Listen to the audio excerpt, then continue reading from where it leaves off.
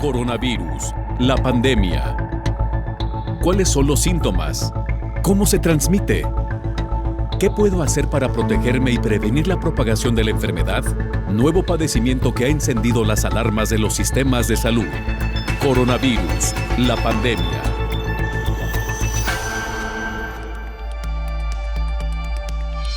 ¿Qué tal? ¿Cómo le va? Bienvenido a un programa más de Coronavirus, la pandemia. Le recordamos que este programa es una producción de la Universidad de Guadalajara que se transmite desde el foro de Canal 44 y que llega a México y América Latina gracias a la señal de las televisoras públicas que se suman a esta emisión. Saludamos con gusto también a nuestra audiencia en Radio Universidad de Guadalajara y les invitamos para que se queden con nosotros a lo largo de la siguiente hora. Hoy el tema central de este programa tiene que ver con la nutrición. Somos lo que comemos, cómo ayudar a disminuir la obesidad y diabetes, las enfermedades que hoy por hoy están agravando la COVID-19 en nuestro país. Hay que recordar que el alto índice de mortandad que ha colocado incluso a nuestro país en los primeros lugares a nivel mundial por COVID-19 tiene que ver, lo han dicho las autoridades, con la mala salud que hoy por hoy tenemos los mexicanos. Reino Unido anunció un plan para combatir la obesidad y de esta forma proteger a la población contra el nuevo coronavirus. México, de las naciones con un mayor porcentaje con sobrepeso y obesidad, desde hace unos años se mantiene en alerta roja por estas enfermedades. El sistema de advertencias nutricionales fue adoptado primero en Chile, después en Perú, luego en Israel, después en Uruguay y luego México, y ya analiza Brasil y Canadá y otros países implementarlos. Le diremos de qué se trata. La hipertensión y el sobrepeso, además de la obesidad, son los 3 factores de riesgo más asociados a la mortalidad por COVID-19. De esto se trata hoy nuestro programa. Vamos a escuchar el reporte de nuestra compañera Isaura López Villalobos para que nos ponga en contexto. Enfermedades mortales mantienen en la unidad de cuidados intensivos al mundo. En la última década, las naciones reportan millones de enfermos y defunciones por padecimientos no contagiosos. En sí, son 7 que han colocado en alerta al sistema de salud del planeta, que con COVID-19 son más letales. La enfermedad cardíaca e infartos cerebrales son la principal causa de muerte a nivel mundial, que con la llegada de la pandemia aumenta las pérdidas humanas al presentar diabetes, obesidad y sobrepeso. Estos últimos factores son los que inician la carrera de la muerte, que detenerlos a tiempo las repercusiones mortales podrían prevenir y controlarse ante la llegada de algunos agentes infecciosos. El alto índice calórico, masa corporal, triglicéridos, la inactividad física, el aumento de alimentos no nutritivos, bebidas azucaradas y consumo de grasas saturadas son los obstáculos que impiden llegar al final de la meta. Con la pandemia COVID-19 el panorama de salud mundial se complica y una de las fórmulas para evitar que se agrave más es la nutrición. La COVID-19 muestra manifestaciones clínicas diversas. Los pacientes más afectados son los adultos mayores y con pluripatologías, además de la pérdida de apetito, anosmia y diarrea. Ante estos síntomas resulta relevante la nutrición. Para cada paciente un tratamiento médico nutricional adecuado y precoz es esencial. Mejora la calidad de vida, reduce los riesgos, la mortalidad y evita el ingreso en unidades de cuidados intensivos, reingreso hospitalario, complicaciones mayores y deterioro en situación funcional o mortalidad. Organismos internacionales se pronuncian por mantener una nutrición adecuada para luchar contra el virus SARS-CoV-2. Informó Isaura López Villalobos. Nuestro compañero Pablo Gómez, corresponsal de la agencia EFE, nos presenta el informe diario de la Organización Mundial de la Salud. Pablo, te escuchamos. ¿Qué novedades? Cuéntanos. Hola, ¿qué tal? Buenos días, Belén. Buenos días a todo el auditorio de Canal 44. Los contagios de coronavirus rondan los 132 millones y medio en el mundo, según los datos ofrecidos por la Organización Mundial de la Salud. La COVID ha sumado por encima del 500.000 de nuevos contagios diarios prácticamente en todas las jornadas de este mes de abril, y el total de fallecidos a nivel global ronda ya los 2,9 millones, oscilando entre los 6.000 y los 11.000 diarios en esta última semana. Por regiones, América supera ya los 57 millones de casos positivos y cuenta con casi 1,4 millones de muertes. Le sigue Europa con unos 46 millones y medio de positivos y alrededor del millón de fallecidos. Después viene el sudeste asiático con más de 15,7 millones de casos y unos 225.000 muertos. y el Mediterráneo oriental se aproxima a los 8 millones de positivos y va camino de los 165.000 fallecidos. África y el Pacífico occidental, por su parte, presentan cifras mucho más inferiores. En cuanto al ranking de países, sigue encabezado por Estados Unidos con más de 30,5 millones de casos, Brasil está ya por encima de los 13 millones, India se acerca a esa cifra de los 13 millones, Francia va camino de 4,8 y Rusia y Reino Unido están alrededor de los 4,5 millones. En número de fallecidos, Estados Unidos supera ya los 550.000, Brasil está por encima de los 335.000, México en torno a los 205.000 y después la India con cerca de 170.000. Por otro lado, el Comité de Expertos de la OMS consideró posible, pero no confirmado, el vínculo entre la vacuna de AstraZeneca y el desarrollo de trombos en un número minoritario de pacientes que recibieron las dosis. En un comunicado, en similares términos a las conclusiones emitidas poco antes por la Agencia Europea del Medicamento, la OMS indicó en las últimas horas que es necesario seguir investigando los factores de riesgo de las vacunaciones, pero subrayó que este tipo de efectos secundarios son muy raros. Reportó desde Europa Pablo Gómez para el programa Coronavirus la Pandemia. Adelante estaremos hablando, por supuesto, de estas observaciones a la vacuna de AstraZeneca y el llamado de las autoridades sanitarias internacionales para considerar que estos casos que han surgido en todo el mundo son menores respecto al gran beneficio que podría y que está arrojando esta vacuna. Más adelante tendremos los detalles. Mientras tanto, vamos al tema que hoy nos ocupa. Reino Unido ha iniciado ya una lucha frontal en contra de la obesidad. Cuando ingresó en la unidad de cuidados intensivos por COVID-19, Boris Johnson aceptó que tenía mucho sobrepeso, que estaba demasiado gordo. En 2020, su gobierno anunció un plan para combatir la obesidad y de esta forma proteger a la población contra el nuevo coronavirus. Ya en este 2021 dijo que ha hecho todo lo posible para perder peso. Está más en forma, saludable y hasta feliz por ello. Sabe que hay quienes han tenido una experiencia similar. He estado haciendo mucho de todo lo que puedo para perder peso y sentirme más en forma y más saludable.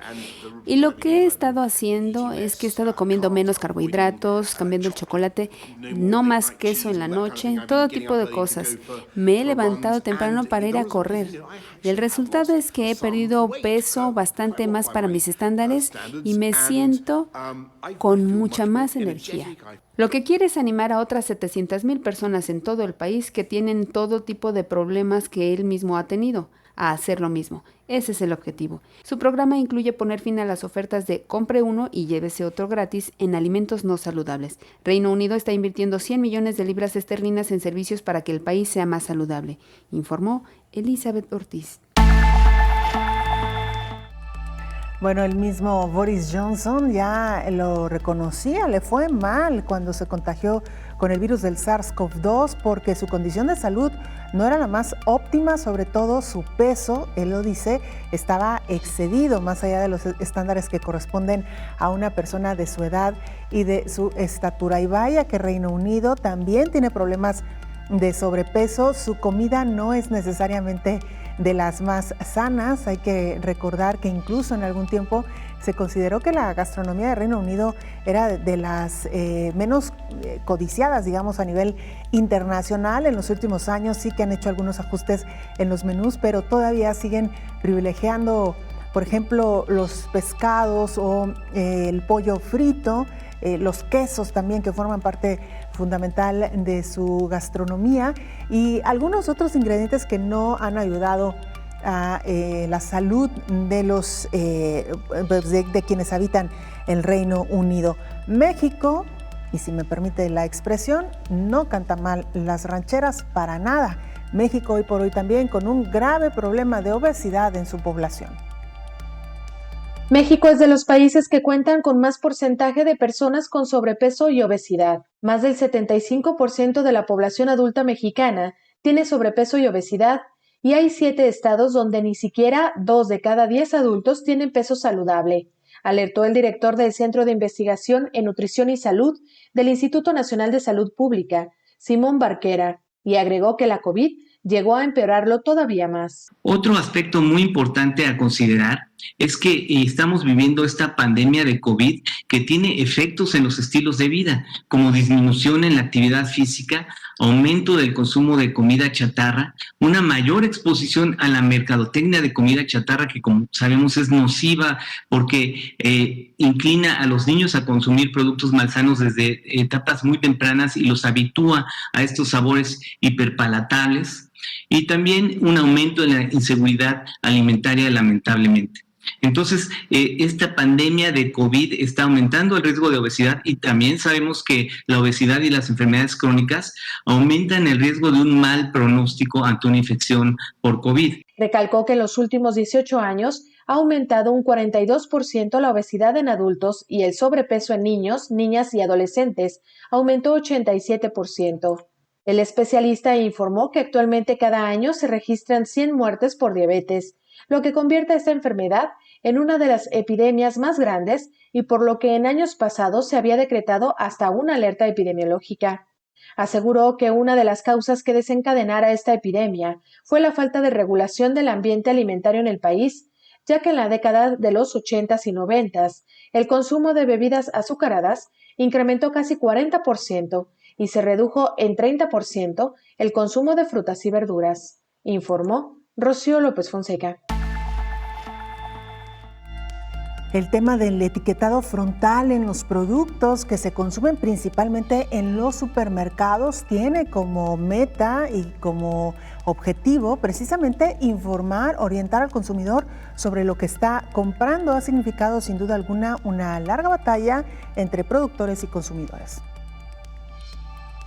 El sistema de advertencias nutricionales fue adoptado primero en Chile, luego en Perú, Israel, Uruguay y México. Brasil, Canadá y otros países están considerando implementar un sistema similar porque ayuda a los consumidores a identificar productos que tienen cantidades excesivas de nutrientes críticos asociados a enfermedades no transmisibles. La hipertensión y el sobrepeso o la obesidad son los 3 factores de riesgo más asociados con la mortalidad en la región de las Américas. La mala alimentación guarda una estrecha relación con estos 3 factores principales de riesgo en la región, debido en gran parte a la ingesta excesiva de azúcares, grasas totales, grasas saturadas, grasas trans y sodio. Por ello, la Organización Panamericana de la Salud hizo una revisión del etiquetado frontal como instrumento de política para prevenir enfermedades no transmisibles en la región de las Américas. Uno de los instrumentos clave de política para regular estos productos con el objeto de prevenir el desequilibrio de la alimentación es la utilización de etiquetas en el frente del envase que indiquen a los consumidores que el producto contiene cantidades excesivas de azúcares, grasas totales, grasas saturadas, grasas trans y sodio. El objetivo regulatorio del etiquetado frontal debe ser que los consumidores puedan identificar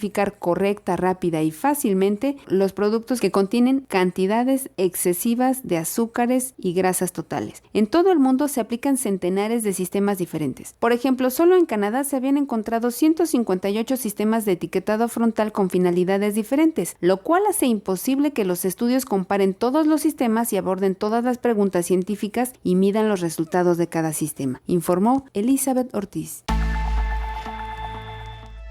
Vamos a hacer nuestra primera pausa recordándole las formas de hacer contacto, @canal 44 TV, nuestra cuenta en Twitter y Facebook. Nos pueden mandar mensajes también a través de WhatsApp al 33 22 42 0690.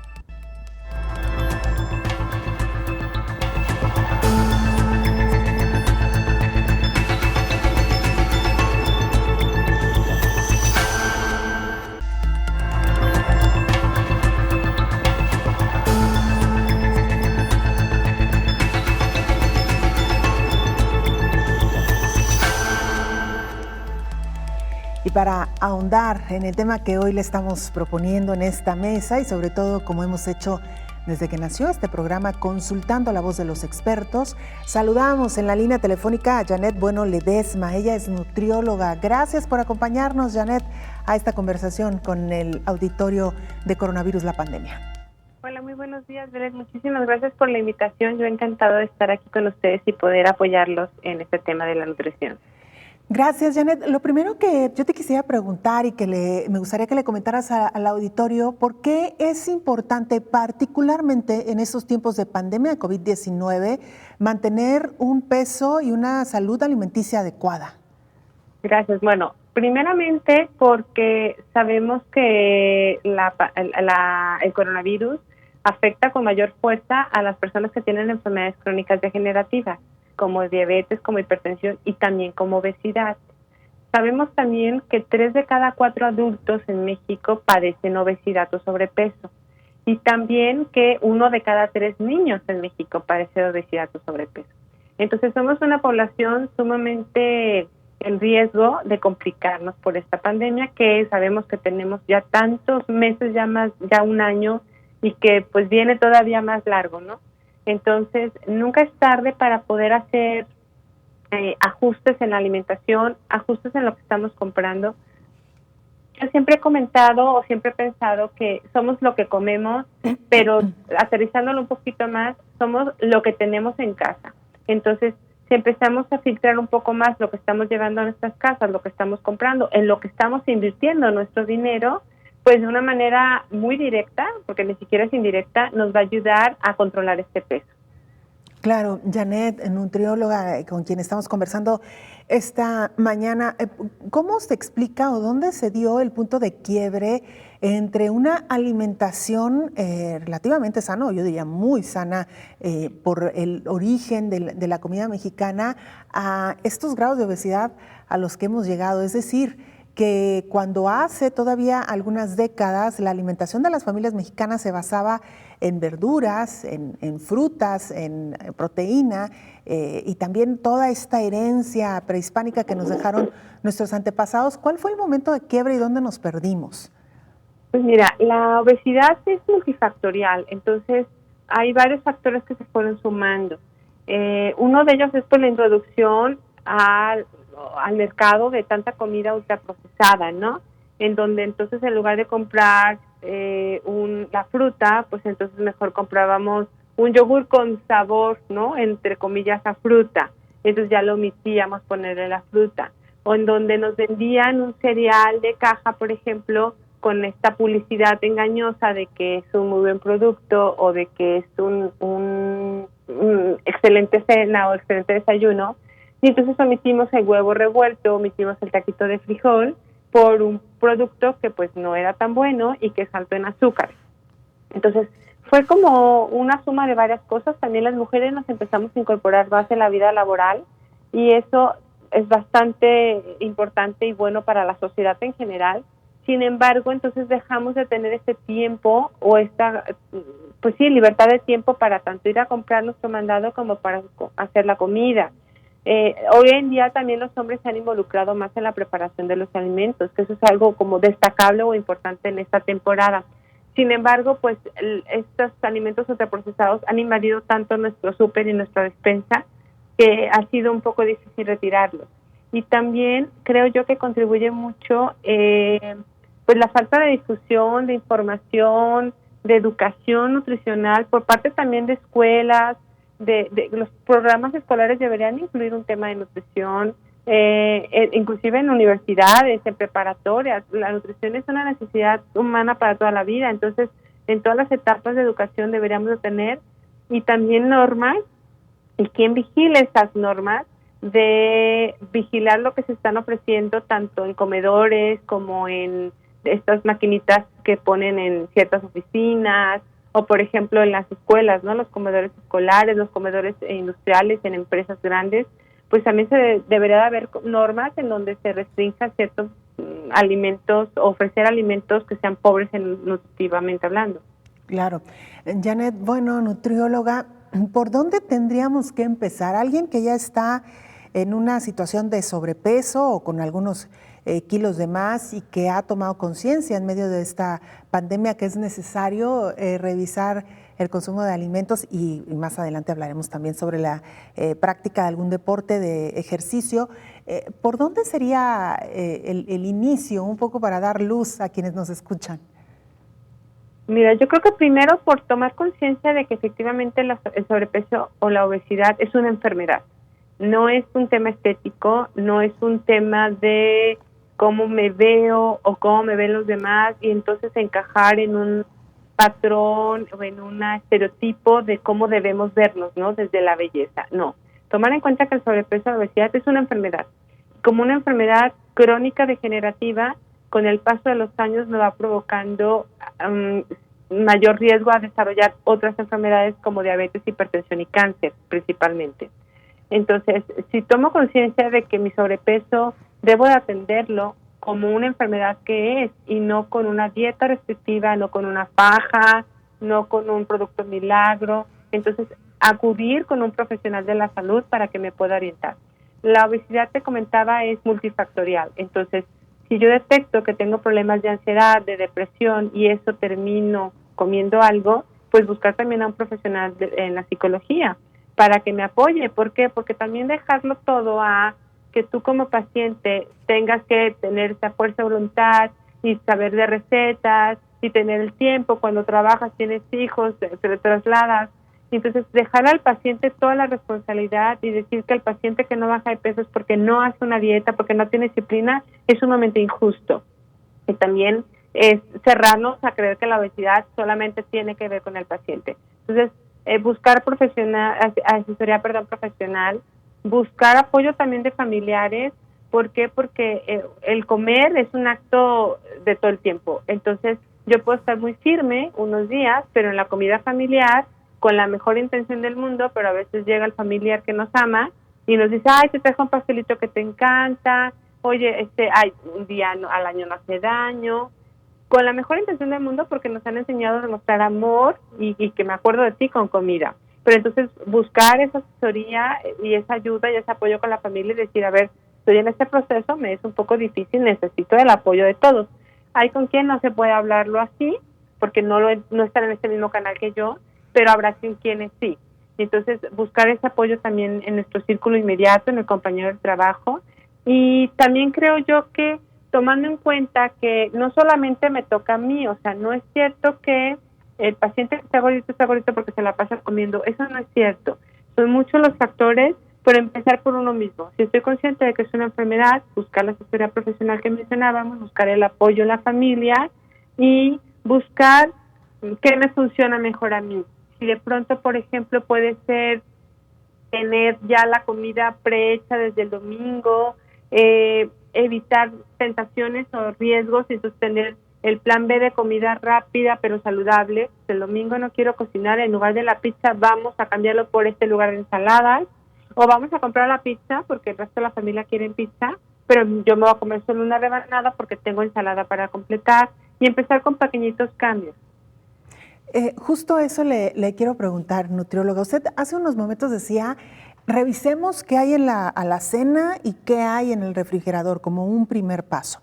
Usted hoy acaba de dar un ejemplo muy concreto sobre qué se puede hacer en una situación real y que nos ha sucedido constantemente a todos. Yo le quisiera preguntar, ¿qué sucede con el caso de las bebidas azucaradas? Si nos referimos a jugos, a refrescos y a otras bebidas que se anuncian como saludables cuando en realidad tienen grandes cantidades de azúcar.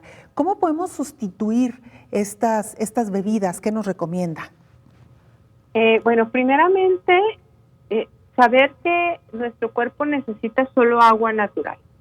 No, nuestro cuerpo no necesita ninguna otra bebida. O sea, no es que si yo me deje de tomar un jugo o un licuado o un agua fresca o azúcar, me esté haciendo daño o me pueda afectar.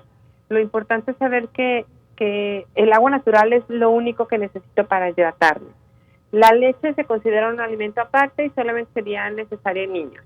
Pero entonces el agua, con agua simple es suficiente. Ahora, no me gusta, no estoy acostumbrada al sabor insípido del agua, podríamos ir migrando poco a poco. Si yo tomo mucho refresco, podemos optar por un refresco sin azúcar. Hay quien dice, no, es que sin azúcar no me gusta, prefiero no tomarlo. Excelente, entonces no lo tomamos. Podemos, si tomamos aguas frescas con mucho azúcar, pues empezar a reducir la cantidad de azúcar de ese jarrón, ¿no? Entonces, si a ese jarrón le pongo un cucharón de azúcar, pues ahora le tiro tantito y luego a la semana le tiro un poquito más, hasta donde ya me sepa más insípida, pero aún así ya me guste. Es educar a nuestro paladar, en pocas palabras. Y también decir que si yo no lo tengo en mi casa, no me lo voy a tomar. O sea, pongo un ejemplo. En mi casa yo no tengo refrescos ni jugos de ningún tipo.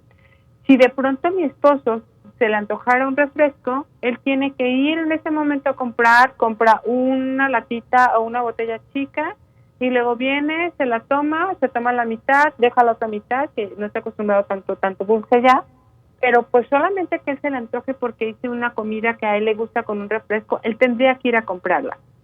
Si yo lo estuviera aquí, y peor aún, adentro del refrigerador, bueno, hasta a mí se me antojaría, ¿no? Llego acalorada, cansada, agotada del sol, y abro el refri y veo ese refresco así casi escascarchadito como de comercial, y hasta a mí se me va a antojar, aunque no me gustan los refrescos. Entonces es complicarnos el beber estas bebidas o el tener alimentos chatarras, o sea, no tenerlos en casa, porque el día que a mí se me antojen unas papitas, tendría que ir a la tiendita de la esquina a comprarlas. Y como me va a dar pereza salir, pues entonces mejor voy a sacar el topper de jícama y pepino que ya tengo previamente picado, porque igual si lo tengo sin picar también me va a dar pereza. Pero si ya lo tengo picado, pues me va a ser más fácil comerme eso. Entonces es también ayudarnos un poquito y complicarnos a nosotros y a nuestra familia el acceso a la comida chatarra y facilitarnos entonces por otro lado el acceso a la comida saludable. Que cuando llegues del tianguis o de tu mercado, laves la fruta, por ejemplo, la manzana, los mangos, las ciruelas, todo lo laves, lo secas muy bien y lo dejas en tu frutero.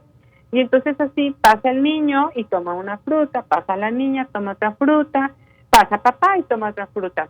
Pero si la fruta no la tenemos tan a la vista, hay que picarla porque pues la papaya está sin picar, nadie la va a picar, más de que seguramente mamá. Entonces, pues si ya la tengo picadita en el refri, inclusive hasta en moldes individuales, que a mí eso me funciona mucho, mi hija baja y toma 2 moldes, le sube uno a la bebé y se come una a ella. Mi esposo toma uno, se lo lleva junto a la computadora. Y entonces yo nada más estoy lavando y rellenando moldes individuales.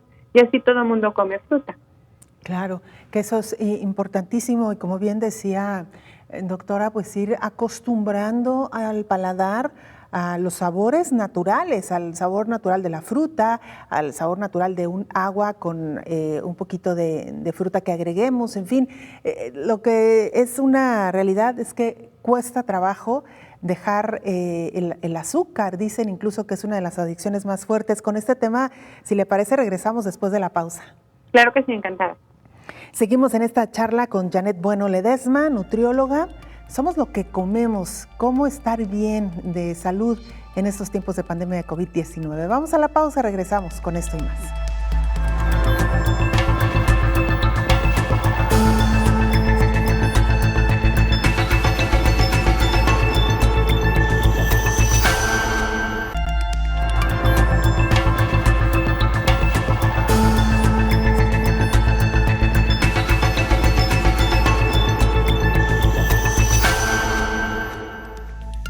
Sobrepeso y obesidad, factores que están agravando en los pacientes el haberse contagiado con el virus del SARS-CoV-2. Vamos a la siguiente información.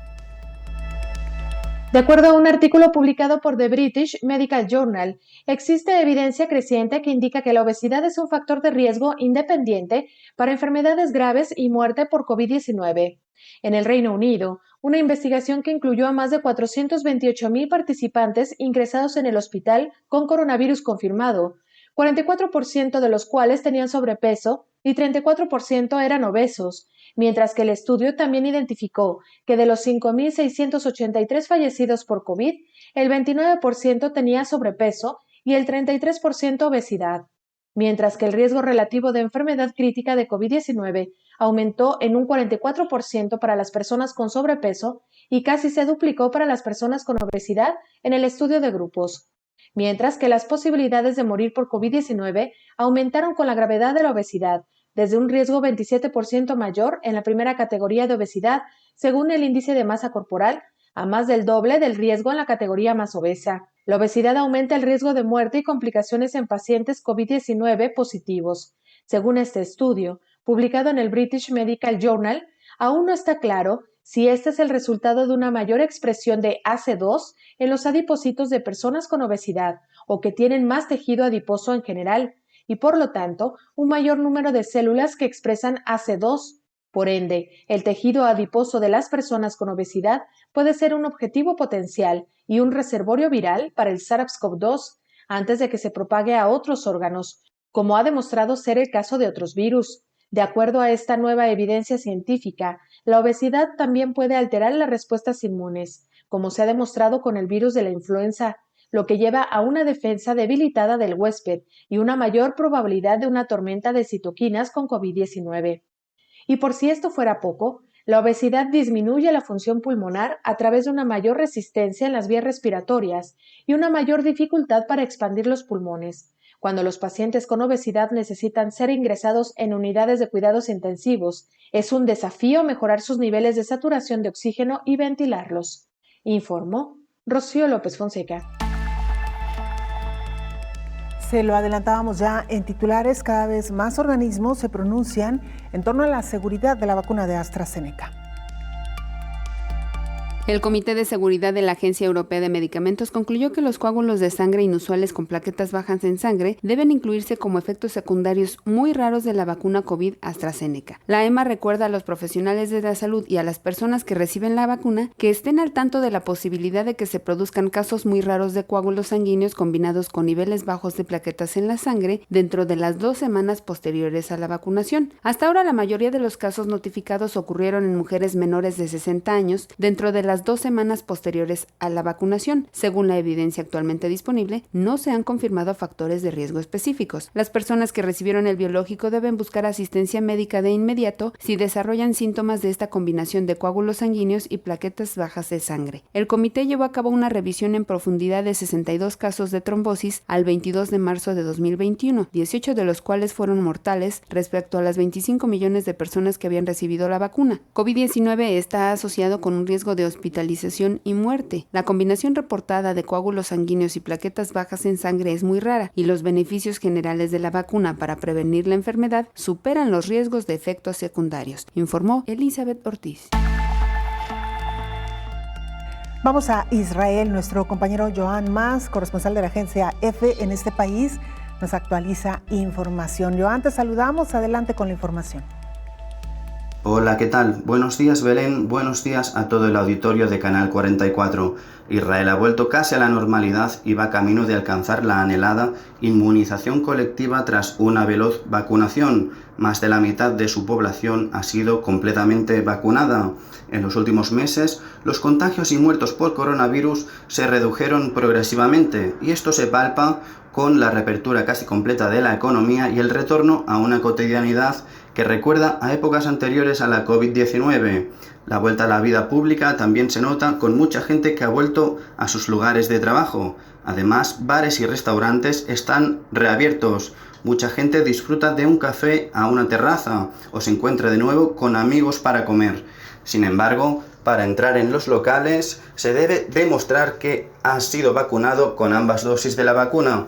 En las últimas semanas, el país también pudo recuperar importantes festividades religiosas como el Pesaj, la Pascua judía.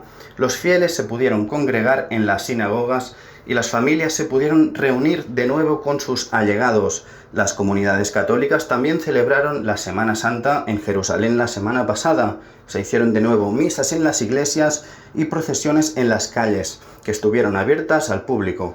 Aún así, la festividad estuvo marcada por la ausencia de peregrinos extranjeros debido al cierre de fronteras exteriores. Israel veta el acceso de turistas internacionales desde hace más de un año para prevenir la propagación del virus, aunque espera flexibilizar pronto esta medida y a partir de hoy comienza a permitir la entrada de grupos concretos de no residentes. Reportó desde Israel Joan Mas para el programa Coronavirus, la pandemia. Muchas gracias, Joan. Regresamos a nuestra charla con Janet Bueno Ledesma. Ella es nutrióloga. El tema que hoy estamos abordando tiene que ver con sobrepeso y enfermedades vinculadas a una mala alimentación en tiempos de COVID-19. ¿Por qué hoy más que nunca debemos de atender nuestra salud y cuidar lo que comemos? Janet, antes de irnos a la pausa, te planteaba este gran reto que enfrentan quienes deciden comenzar a tener una alimentación más sana y quizá lo que más cuesta dejar, dicho así, pues es el consumo de azúcar. ¿Qué recomiendas? Pues bueno, primero identificar qué del día a día que consumen lleva azúcar. Muchas veces ubicamos el azúcar o el consumo de azúcar meramente como el azúcar de mesa, ¿no? Entonces, a veces hay pacientes que dicen es que yo no consumo azúcar porque no tomo agua fresca, porque me hago un licuado de plátano y no le pongo azúcar, porque al té no le pongo azúcar, al café no le pongo azúcar. Sin embargo, hoy en día consumimos muchos alimentos con azúcar disfrazada, ¿no? O como añadida sin darnos cuenta. Entonces, identificar en el día a día qué alimentos consumo con azúcar y empezar a identificar cuáles puedo evitar. Por ejemplo, a lo mejor yo me tomo el café con azúcar, pero me gusta sin azúcar, porque hay mucha gente que le gusta sin azúcar y le pone azúcar por costumbre. Entonces, a lo mejor dejo mi café, pero le quito el azúcar. A lo mejor consumo en la mañana un licuado y le pongo azúcar, entonces ver si le agrego plátano en lugar del azúcar y entonces lo estoy endulzando de manera natural. Si el agua fresca del mediodía le pongo azúcar, pues optar por tomar agua natural. Y hay mucha gente que sí le gusta comer con agua natural y entonces pues mejor hacer el cambio y tomar agua natural. No hay que sentirnos mal por no hacerles agua fresca a la familia. Muchas familias dicen, bueno, es que a mis hijos les gusta. Bueno, a mí también me gusta, pero el agua fresca no es la mejor bebida. O sea, sí llevas fruta, pero ¿qué cantidad de fruta se está bebiendo el niño en un vasito con agua contra cuánta cantidad de azúcar?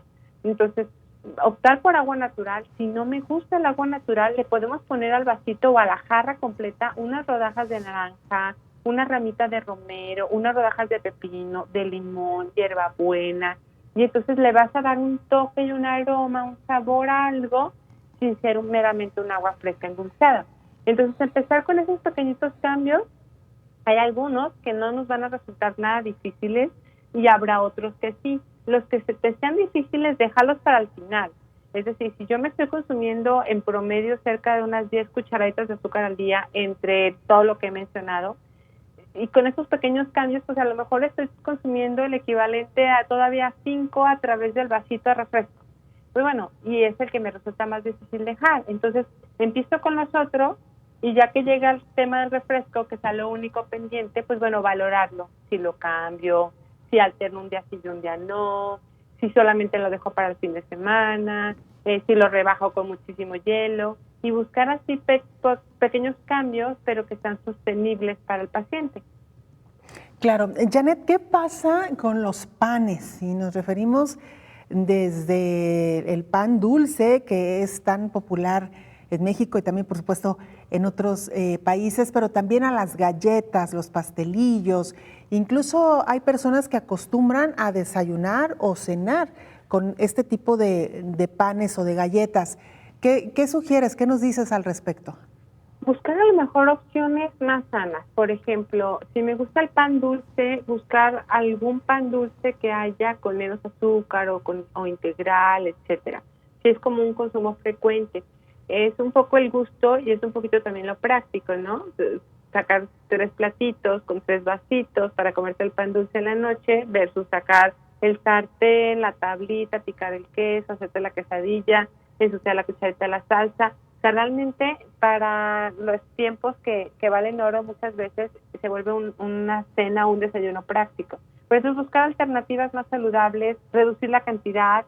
En lugar de comerme la conchita completa, comerme la mitad y acompañar mi vaso de leche con medio plátano más, o servirles fruta con yogur y entonces ya nada más te comes una rebanadita de pan para acompañar tu café en el desayuno, por ejemplo. Empezar con pequeños cambios. Cada paciente es un mundo, entonces yo me puedo topar con el paciente que me diga, no, si tú me dices que no debo de comer pan dulce, lo dejo de comprar y se acabó el problema. Hay quien dice, no, es que yo necesito algo dulce porque estoy acostumbradísima a comer algo dulce y aparte me encanta el pan dulce.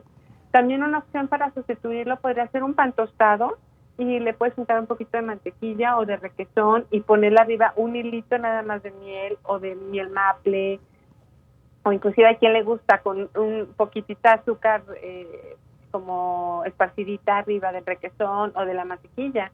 Y entonces optamos por otra opción dulce, pero 1000 veces más saludable que un pan dulce tradicional. También podrías hacer, por ejemplo, hot cakes. Hay muchas recetas de hot cakes. Hay inclusive ya harinas preparadas para hot cakes muy saludables, hechas con grano entero, con avena.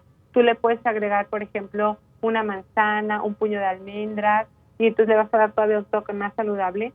Y tener hot cakes en tu congelador para que el día de mañana amaneces con ganas de algo dulce o a media tarde tienes ganas de algo dulce, sacas un hot cake, lo calientas y le puedes untar un poquito de algo más, y también puede ser un buen sustituto para ese antojo dulce. Claro. Janet, bueno, vamos a hacer una pausa y regresamos para que nos digas qué sucede con los etiquetados frontales, cuánto realmente están sirviendo y orientando al consumidor y qué tan cierto es esto que nos muestran los productores de estos productos que están al alcance de nosotros, principalmente en los supermercados. Vamos a la pausa, regresamos.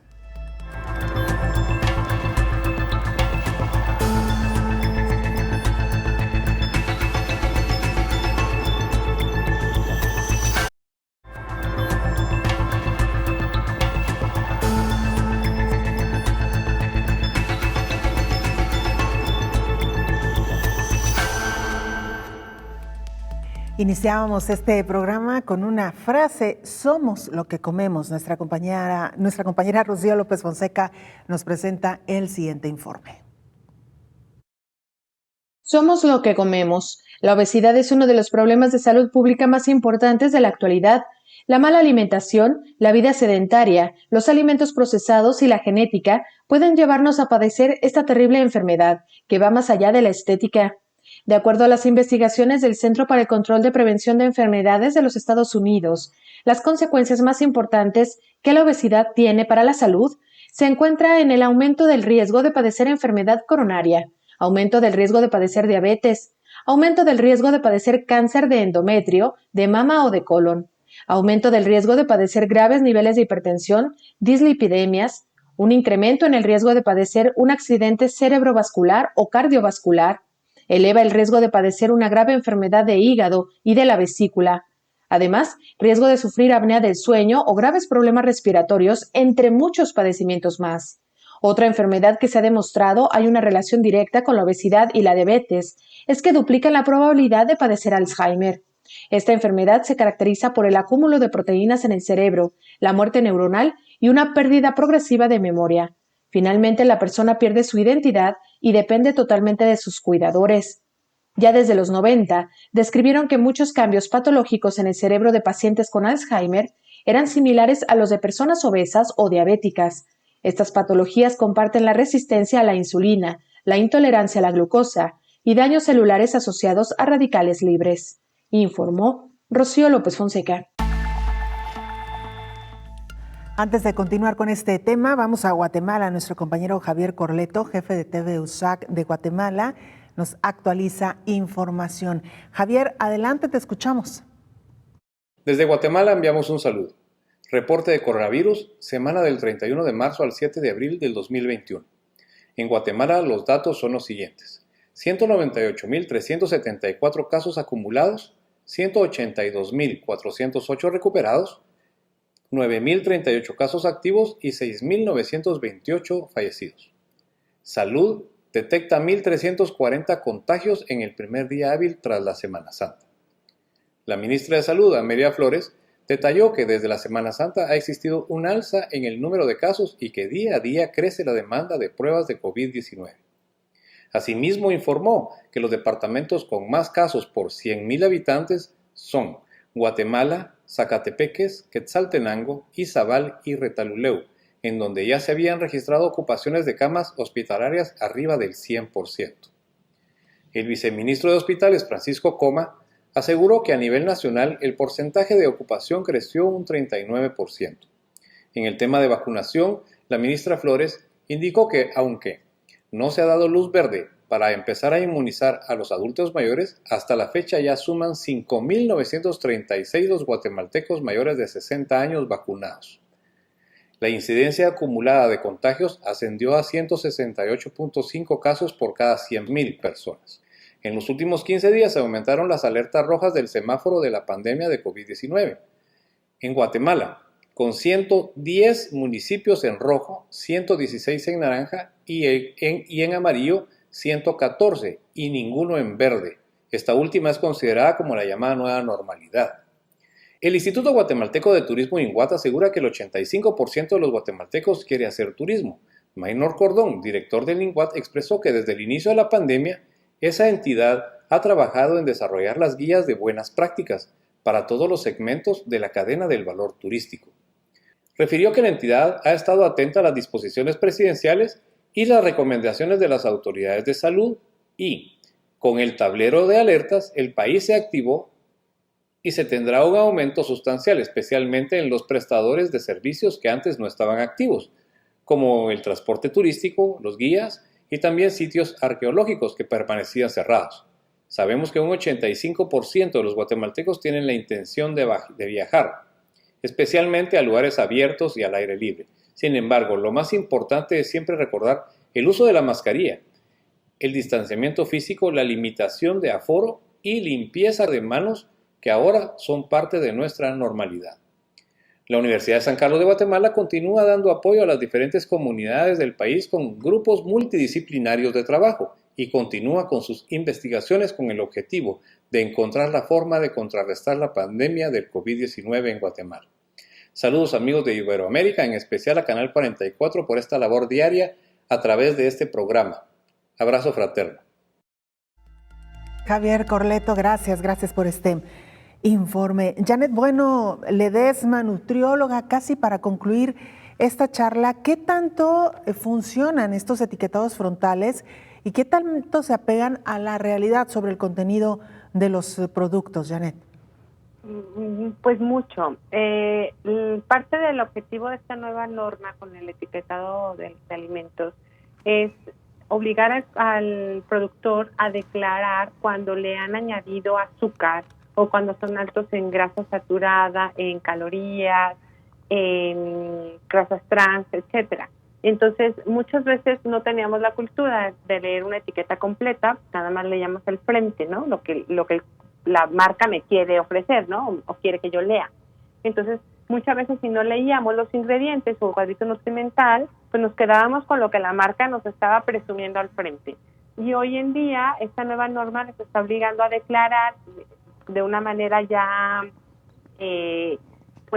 como muy estipulada, porque viene el tamaño del cuadrito, del sellito, qué tamaño debe de tener y cuáles son las 5 declaraciones que tiene que hacer, ¿no? Si es alto en calorías, alto en azúcares, alto en grasas saturadas, alto en grasas trans y alto en sodio, que son los nutrimentos, digamos, o los elementos que estamos vigilando un poco más en nuestra población, ¿no? Por la hipertensión, por los problemas cardiovasculares, por la obesidad, etcétera. Entonces, sí ha sido muy efectivo, o sea, ha tenido un gran impacto, al menos yo en el campo, ¿no? Viéndolo con la población en general, con la que yo trabajo, con mis pacientes, sí veo que los cuestionan, ¿no? Y entonces me dicen, Janet, que yo compraba este producto porque creí que era bueno y resulta que tiene 3 sellos, tiene 5 sellos. Cabe mencionar que en la medida en la que tiene un producto ningún sello, entonces sería un muy buen producto. O un producto que tiene 4 sellos versus otro que tenga 2 sellos, pues en teoría creeríamos que el de 4 sellos pues es peor opción que el de 2. Siempre que los comparemos entre iguales, o sea, comparo un yogur con otro yogur con otro yogur. Y si uno tiene solo un sello y el otro no tiene sellos, pues me llevo el que no tiene sellos. Pero no puedo comparar un yogur que tiene un sello contra un pan que tenga 3 sellos, por ejemplo, porque el pan se debería de comparar con pan. Eso es importante mencionarlo. Claro. Sí nos ha funcionado. Creo yo que todavía falta. De hecho, este etiquetado tiene fases. Ahora en abril entra una siguiente fase. Y hasta el próximo año sigue otra fase, o sea, va a ser un programa que lleve tiempo. Sin embargo, pues sí tenemos la confianza de que con el paso de estos meses y años pueda tener un impacto positivo en la salud y en toda la población. Claro. Janet, bueno, nos preguntan si este etiquetado frontal nos debería alertar sobre el no consumo de ese producto o las cantidades que tendríamos que consumir o deberíamos de consumir de ese producto. Ambas cosas. Bueno, primero es mencionar que deberíamos de comer alimentos que no tengan etiquetas, porque deberíamos de comer alimentos naturales. Comerme jitomate que compró en el mercado en lugar del puré de tomate que va a decir alto en sodio y azúcares añadidos también. O yo comprar el arroz y yo prepararlo en lugar de comprar un arroz al que solo le agrego agua, que va a ser evidentemente alto en sodio y probablemente alto en grasa también. Entonces sí vamos a optar y a recomendar siempre mejor evitar consumir productos que tengan empaque, lo más natural posible. Ahora, ya consumo algunos o ya reduje algunas cantidades de productos empacados y los cambié por naturales, pero pues evidentemente tenemos que seguir comprando otros, sí optar por los que tengan menos sellos y también, por supuesto, valorar la cantidad que consumo. No es lo mismo que me coma un producto, un pan de caja, por ejemplo, que tenga 2 sellos, alto en azúcares y alto en calorías. No es lo mismo que me coma un sándwich triple a que me coma solo un pan tostado y a ese pan tostado le pongo aguacate, un poco de queso o un poco de claras de huevo o huevito entero y le pongo hojitas de lechuga y espinacas. Entonces me como un pan tostado así acompañado con un plato de fruta con yogur o un plato de fruta con cottage, por ejemplo, y mi café, a que me coma 3 panes así con embarrado de esta crema de avellana con chocolate, por ejemplo, ¿no? Entonces sí me debe limitar a comer menos cantidad, pero también saber que pues no va a ser el único producto que consuma en esa comida. Lo importante es incluir otro tipo de alimentos. Claro, sobre la ausencia de etiquetados, nos escribe una persona del auditorio y nos dice que hay un cereal, nos da la marca, la podemos decir, de cornflakes, que es el tradicional del gallito que se conoce desde hace mucho tiempo, que no trae etiquetado, que sí se debe confiar en esta información. Lo que pasa es que los sellos, etiqueta sí trae, que es la etiqueta nutrimental, le llamábamos antes, hoy se le llama declaración nutrimental, sí la trae. Lo que no trae son sellos. Los sellos son sellos de advertencia y solamente los deben de tener quienes no cumplen con ciertos requisitos. Entonces, inicialmente, si no me equivoco, no estoy segura que sea esta marca, pero había varios productos que cuando empezó esta norma hace ya varios meses iban a tener un sello o 2 sellos. Sin embargo, las marcas se pusieron a trabajar en la formulación de estos ingredientes, a quitar, a jugar un poquito con la combinación de ingredientes a manera de cubrir los requerimientos de la de la norma, para evitar poner los sellos. Entonces, en teoría podríamos creer, no he revisado específicamente este cereal, pero deberíamos de confiar, en teoría, de que si este cereal no tiene sellos es porque es un buen producto al que no se le ha añadido azúcar. Exacto. En particular digo azúcar porque un cereal normalmente por lo que va a traer un sello va a ser sodio o azúcar. Claro. Janet Bueno Ledesma, muchas gracias como siempre por acompañarnos. Al contrario, es un placer. Muchísimas gracias a ustedes. Hasta pronto. Nos vamos. Gracias por habernos acompañado. Le invitamos a que nos sintonice en la siguiente emisión de Coronavirus, la pandemia. Coronavirus, la pandemia.